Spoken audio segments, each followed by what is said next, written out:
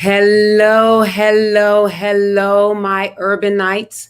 Welcome to Urban Tools for Change with Dr. Lisa LaCON. How are you all doing tonight? Hopefully you all are fine, doing well, being safe.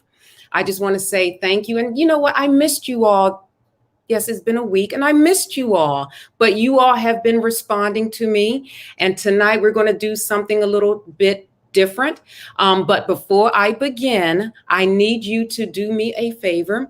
I need you to like, I need you to share, and I need you to subscribe to this page. And then people ask, well, why, Lisa, do you want us to do those things? Well, because the information that I'm giving you, you should not keep it to yourself. These are helpful tips for your mental well-being. And I just don't do this, just because. So I want to share truth with you guys. I want to have fun with you guys. And also it does affect and impact the algorithms. So do me a favor and you should do that. You should hit that thumbs up button and then, share it and then subscribe. And when you subscribe, you will get notification when I am on live, because oftentimes I may not come on just live on Tuesdays, 8 p.m. Eastern Standard Time. That's a shameless plug. But anyway, welcome everyone to Urban Tools for Change. And again, I'm Dr. Lisa LaCON, and this program is sponsored by Blessed Ministries Incorporated, the premier workforce development agency in the state of New Jersey. So if you are looking for employment and you are in the state of New Jersey, give us a call at 973-733-WORK, which translates into 9675. And also check out our website, which is www.bmiworks.org. All right, so let's get into the nitty gritty. So last week we had a very interesting topic about thruples and the difference between a throuple and swingers and open, relationships, open marriages. And then what I discussed last week, we really started talking about lust. And I said for this week, we're going to look at the difference between love and lust. And what is the difference? Because some people throw the word love. Oh, I love you. Oh, I have all these lovers. And I said, no, actually, you have a lot of lust partners. And there's a distinct difference between love and lust. And we're going to get into that tonight. So again, I need you to like, share, and subscribe. And then also I'm going to answer a question from someone that wrote me. So I don't know if you all want to hear the question first and then we get into it. But one of the things that I enjoy doing is reading the Word of God.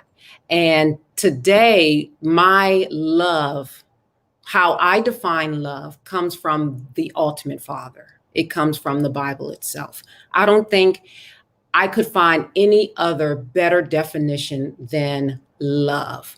And then when we analyze those words, we're going to look at the opposite of those words. And the opposites of those words is basically lust. So we're going to get into it. All right. So actually, let me read you the question first. All right. So let me get to the question that was asked of me. Dear Dr. Lisa, I am 45 years old. My sweet husband, he doesn't have any babies, so I want to give him one. But the doctor here says he cannot have any children with me because I am menopausal. But I have 4 boys before I met my husband, and he would like a girl. I have no girls. What can you do for me and him? Okay, so let me repeat that. 45-year-old, she's married to a sweet husband, and they don't have children together. So he would like to have children, but she is menopausal, meaning that her eggs can no longer be fertilized. Okay. So she has 4 children. He has none, and he would like a child with her. What should they do? Now, the husband is 24 years old. They've been married for 3 years. So when this woman met, or I don't know if they met or whatever, but when she married her husband, she was 42 and he was 21.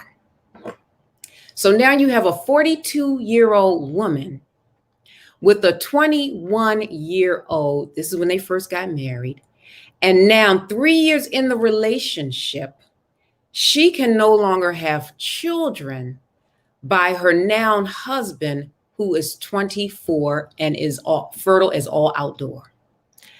So what can you do for me and him? That's the question that she asked of me. So the first thing I said to myself is, girl, I got to pray for you, because this is something else. This is very interesting. This is interesting because there's such a huge age difference biologically and everything. And this woman has 4 children. Her children are, let me see, 29, 18, 17, and 4 or 3 or something like that. So her oldest son is actually older than her current husband by 5 years. So her current husband wasn't even born when her first son was born. And now they're in this predicament, whereas she would like to have a child by him, but she biologically cannot. One, maybe she did not freeze her eggs. And this is why I always say who fertilizes your eggs is very important. And that's why I stated from a biological perspective. She's menopausal. She's 45 years old, and she's with a 24-year-old husband. I would love to speak with him because I don't know if you all had this discussion 3 years ago. I know women become premenopausal and you have signs and symptoms prior to you not having your monthly cycle. I don't know if he knows that because he's so young and 21. I'm just curious, did you take advantage of this 21-year-old guy? Because I don't know how many 21-year-olds would sign up with a woman that's 40 something years old with 4 children, and the oldest one being older than him. And he will have to take care of, I think, 3 of them if they're not living with you.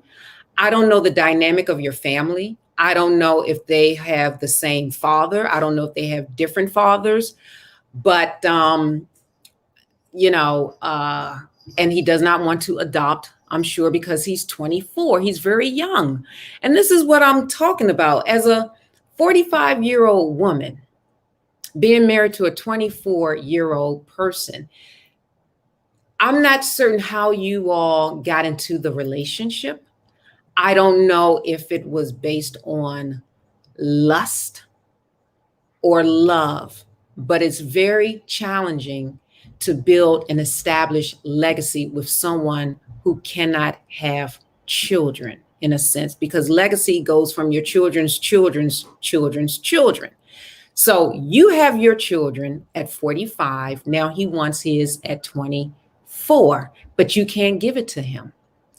That's a huge problem.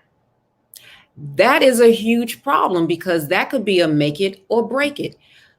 Do you want him to settle and not have his own children with you because it looks like you won't be able to have children at all? Or do you say, you know what, you're 24 years old. We really don't have that much together. Maybe, I don't know. Maybe you need to go your own way and establish your own family. But then I'm thinking for the 21-year-old, when they got married, like, I just, did he know about premenopausal? I mean, did he know that she was 42? Because I'm going to tell you the truth. If my son came home with a 42-year-old woman talking about he wants to marry her, I would have a huge problem with that. I would have a huge problem with that. You all have to go and seek counseling. You all have to go and seek therapy to find out what you are willing to compromise on. Because in a marriage, it's all about compromising. How did you get a 21-year-old to marry you?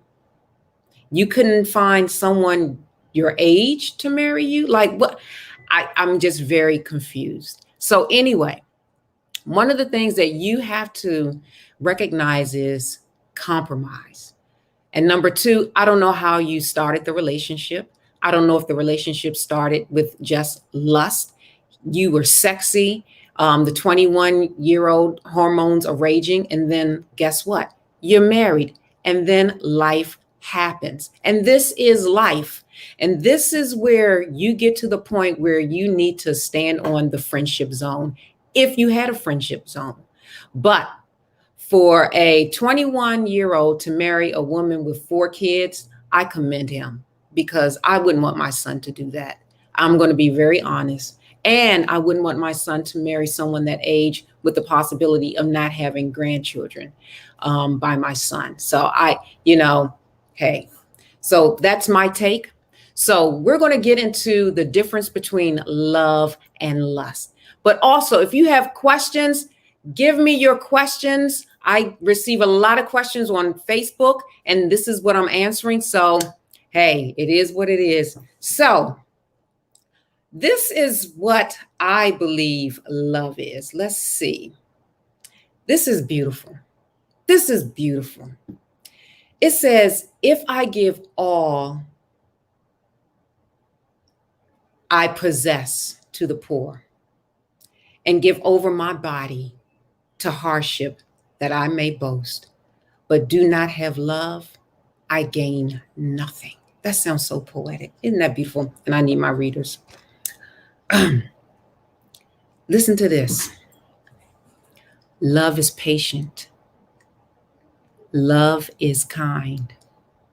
Let's stick with those 2 words. Love is patient and love is kind.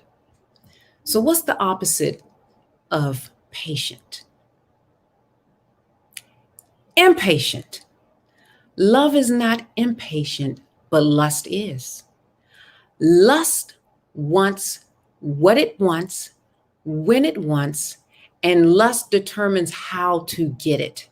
And lust does not take into consideration collateral damage. Lust is, I want it now. I want it here and now. I'm not waiting for it. And if I have to wait, I'm moving on to the next victim. Oh, I'm moving on to the next thing. I said victim, but pretty much that's what you are. I'm moving on to the next victim because lust is anything but patient. Lust will kill someone just to get what they want, when they want it, and how they want it. And lust is not kind. It's unkind. What I just said about lust is not kind at all. Love is considerate. Lust is not. With lust, you're thinking about your own motives. You're thinking about how your wants can be met, and that's it. Whether it's sexual wants, whether it's money wants, whether it's power wants, whether it's prestige wants. What is it that you want here and now, and you are willing to take people out for it? That is lust. Let's continue. Love, it does not envy. Love does not envy, but lust does. Lust is envious. Lust is jealousy. Lust wants to have what it doesn't, and they seek to get it from other people. That's what lust is.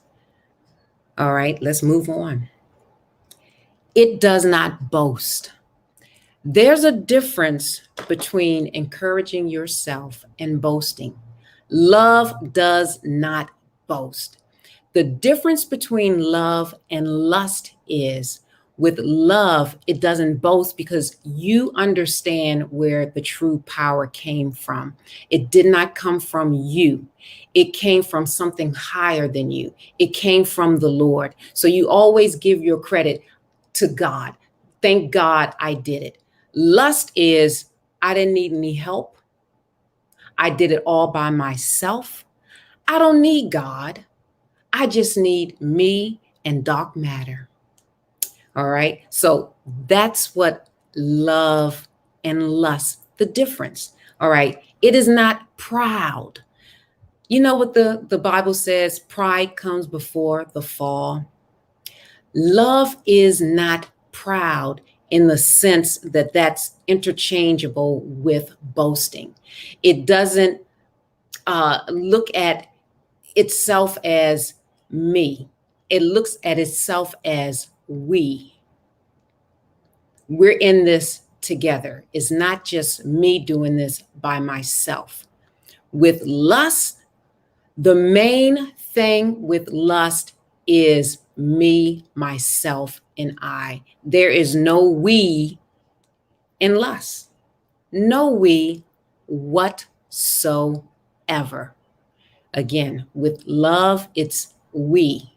I'm in this to help you. We're in this together. I get my strength from God. It's a we relationship and not a me. So you cannot boast and be proud, based on your own personal accomplishments without knowing that someone was able to wake you up in the morning. All right, so let's continue. It does not dishonor others. Love does not dishonor others. Love does not gossip because that's dishonoring others. Okay. If you are a gossiper, you're operating in lust. You're feeding your flesh. You're feeding your senses. But guess what? You're not honoring the person. And that's the difference between love and lust. Okay. So if you go around talking bad about someone, I don't care if it's the president of the United States versus your coworker, you're not operating in love because you're dishonoring that person. Now, again, with lust, you don't care. That person is just collateral damage. That's all they are. You use them for what you want to accomplish in your life. And that's the difference. It is not self-seeking.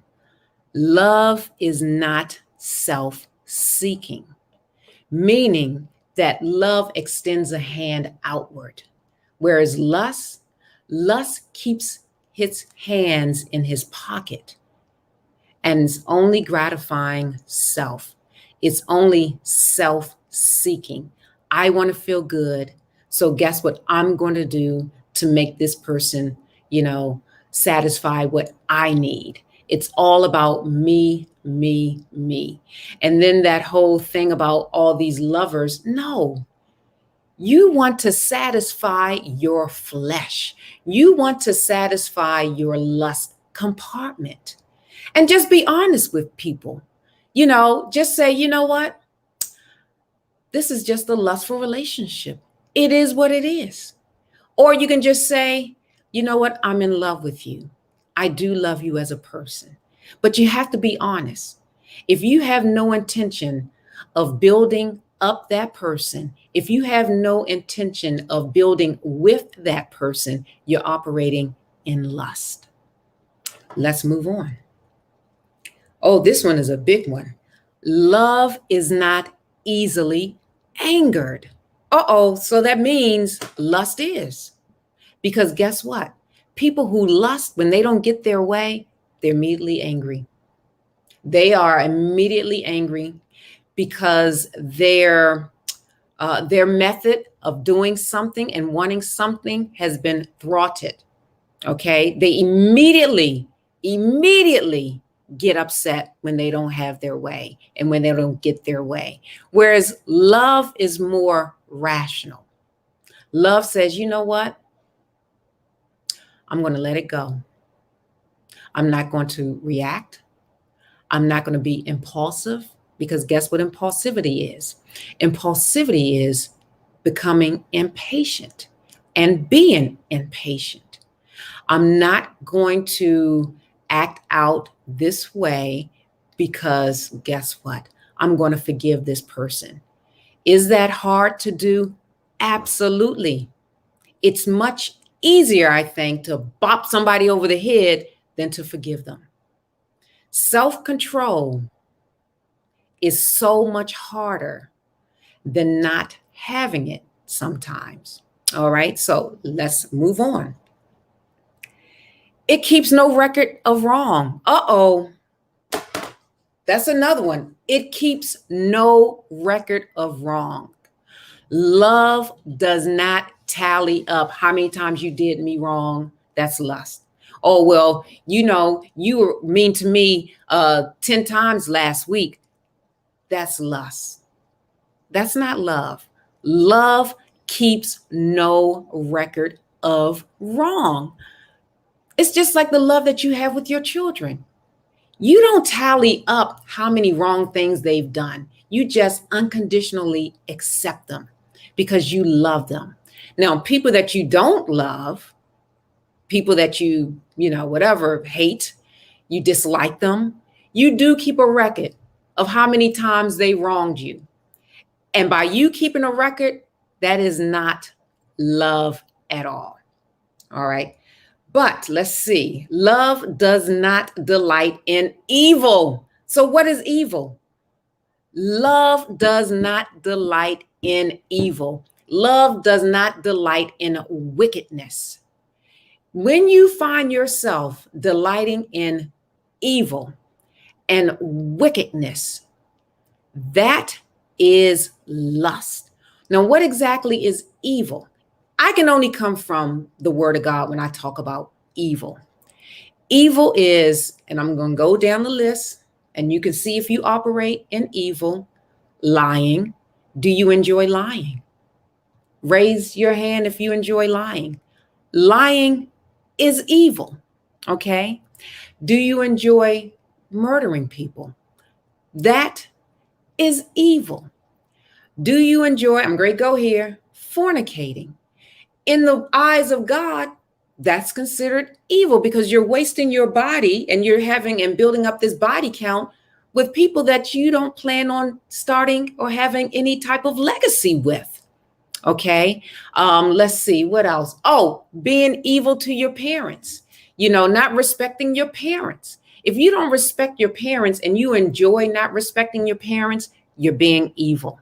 Okay. And you're feeding your flesh. Now, there's a whole list of things that I can talk about, that are evil. And if you enjoy participating in evil activities, you do not operate in love. You operate out of your flesh and you operate actually out of lust because, again, you just want to please yourself. Okay.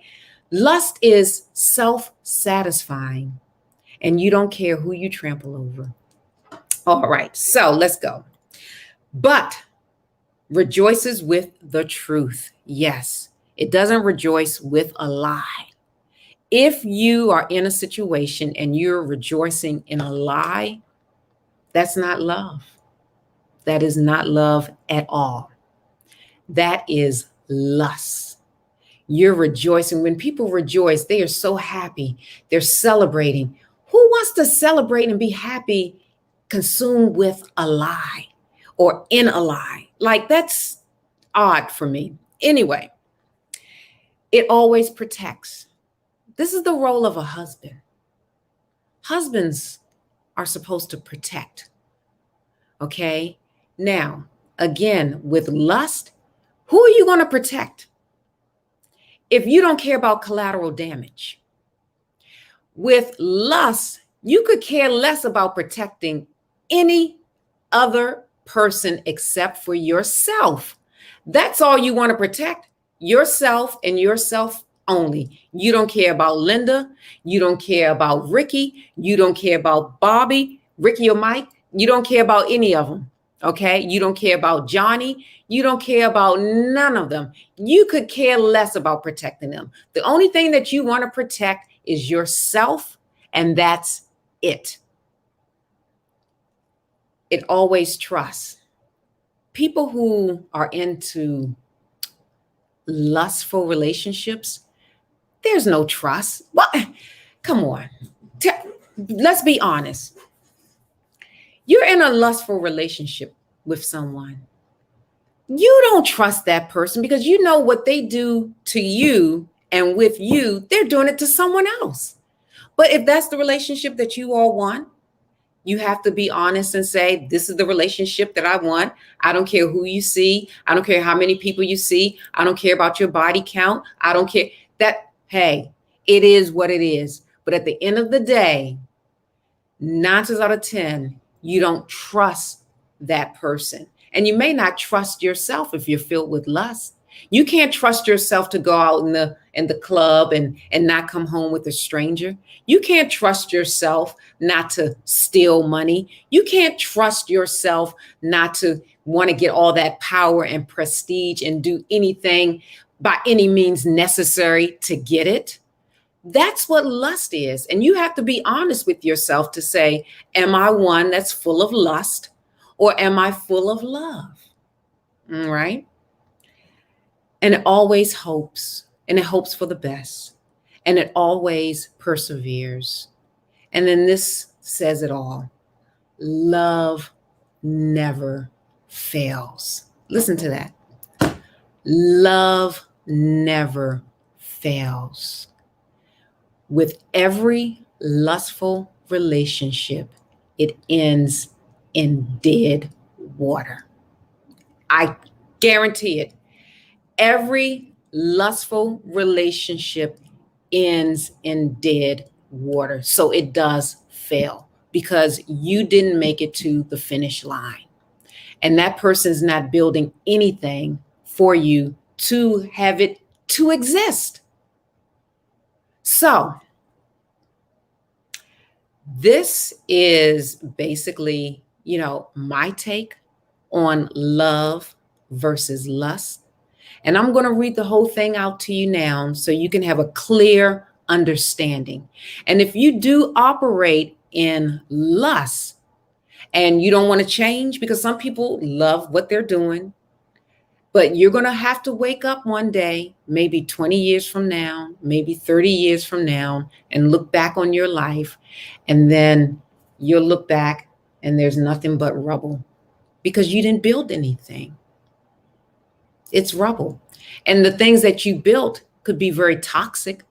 So it's like you're just a walking toxic disaster waiting to happen because you're so consumed with lust. Now, with lust, remember I said it's just not sexual. Lust is money. Lust is power, prestige, all those things that it's self-gratifying. I want it now. It has nothing to do with your needs. Absolutely nothing to do with your needs.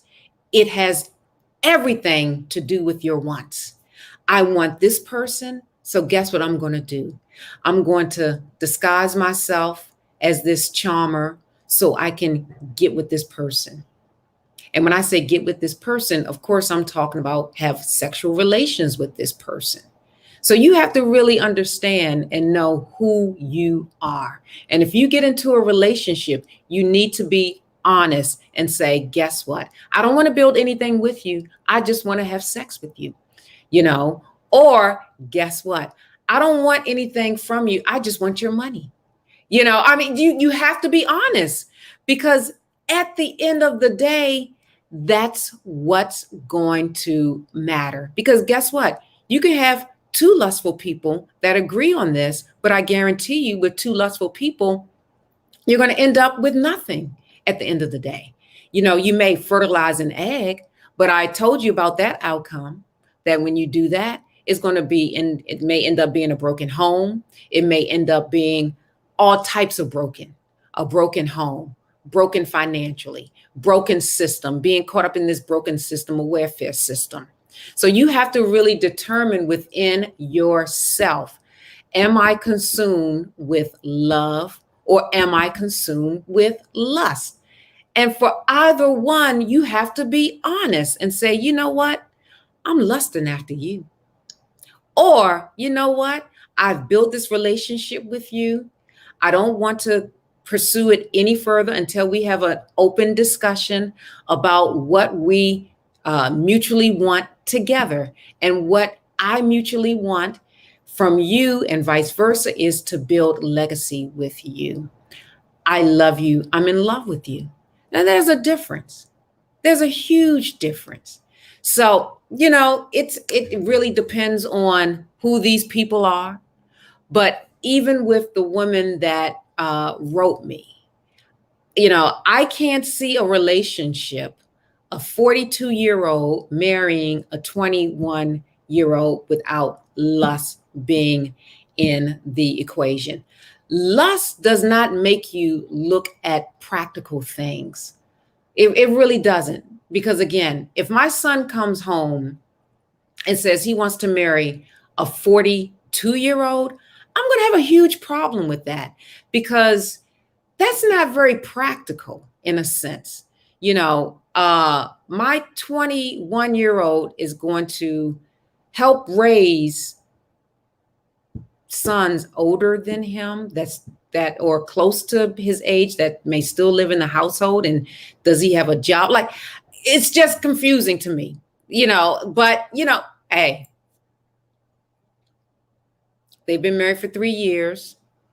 I don't know if there's infidelity in the relationship, but I can almost guarantee it that infidelity will transpire, because that man is only 24 years old and he wants someone on this earth with his wife that looks like him, and he's not going to get that.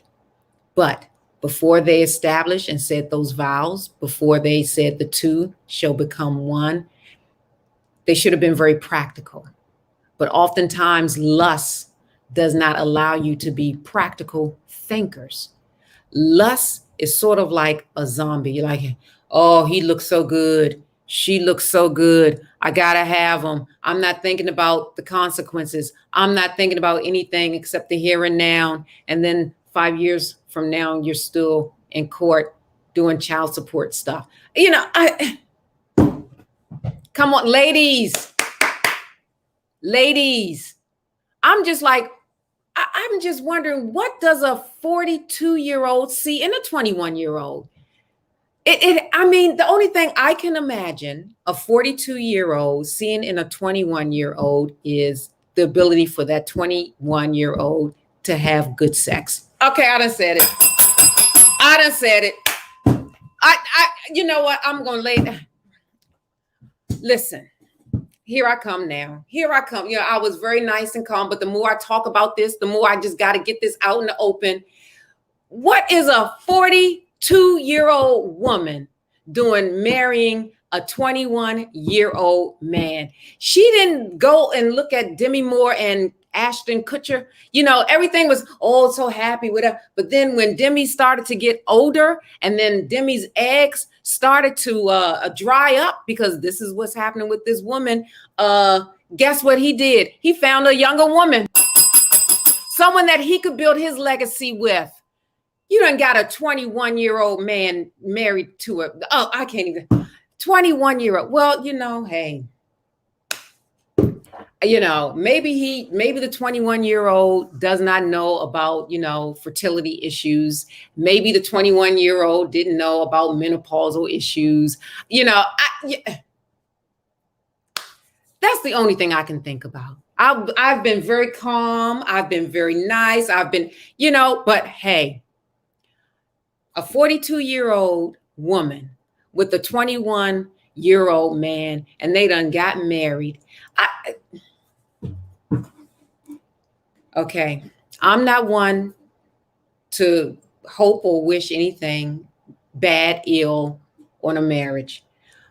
However, unless you all get serious counseling and make some serious compromises in your marriage, I just don't, I don't think it would be a healthy marriage. I don't think it would be a healthy marriage. But you all need counseling. You need therapy together, because I'm only coming from your perspective, from the woman's perspective, from the wife's perspective. That's the only perspective I can come from. But I do know that you have a son that's 29. So my question is, your son is older than his stepdad. So does he call him by name? Does he call him Pop Pop? I don't know. I don't know. But hopefully you got something from this. Number one, there is a difference between lust and love. So when people say, oh, that's just my lover. No. If you're not building anything with that person is not your lover. That person is your luster, your lust partner. And just own it and just say it and be proud of it. If you are a person filled and consumed with lust, just say, I'm a person proud and consumed with lust. Own it. Don't be ashamed of it. Don't say, I have all these lovers in the street. No, you don't have a lot of lovers in the street. You have people that are there to satisfy your lustful desires. And that's all you have. And that's all you will build with. And that would come to nothing. I guarantee you. Ladies, let me tell you, y'all need to stop with these jokers, because a lot of these jokers, these men, they are very lustful in nature, especially a 21-year-old. Oh my goodness, I cannot believe it. So anyway, I need you to like, share, and subscribe. And hopefully you got something from this. One thing I got from this is my sons. Oh, Lord, please. I hope they don't come home talking about they want to get married to a 42-year-old woman and they're 21. I don't know about that. How would you all take that if your sons came home and said, Mom, Dad, here's Diana, and I would like, to marry her. Do I have your blessing? No, you don't have my blessing. But you're torn as a parent but no, you don't have my blessing, no. And I would ask these questions. So Diane, how many children do you have? Oh, I have 4. What? 4? So Diane, do you expect my child to pay for your children with the little job that he has at 21? Like, how are you going to feed them? How are you? What? And Diane, you're 42 years old. Ladies, after you reach the age of 35, our eggs start to dry up. And then we have these complications as a result of being aged and then our eggs being fertilized. Oftentimes there are developmental delays with children and things of that nature. So Diane, are you able to, if the doctor said you can't have children, I want grandkids. I want my own seed. I want someone that looks like me. I want my own seed. Hey, so anyway, things are, I'm not making this up. Things are just amiss.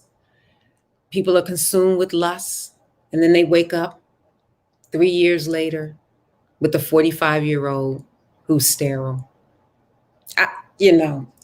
So anyway, listen, I am Dr. Lisa LaCON, and this has been fun for you guys. I hope it's been fun for me to let you all know the difference between love and lust. And I have to say, it's 1 Corinthians 13 in the Bible. It's a very good, excellent scripture. Love is patient. Love is kind. It does not envy. It does not boast. It is not proud. It does not dishonor others. It is not self-seeking. It is not easily angered. It keeps no record of wrongs. Love does not delight in evil, but rejoices with the truth. It always protects, always trusts, always hopes, always perseveres. Love never fails. And on that note, have a wonderful evening. Thank you for joining Urban Twos for Change. God bless. And until next week, I will see you and be praying for you guys. If you have questions, put it on my Facebook. And guess what? If your question makes sense to this platform, no judgment zone. I like to have fun with it, but I have to keep it real. So your name won't be used. Her name was not Diane. I told you every time I use a name, it'll be Diane, Diana, or Johnny. I don't know why. And then I think I named all of New Edition tonight, right? Including Johnny, even though he wasn't there, like Johnny Gill. Anyway, I love you guys. See you all next week. Bye.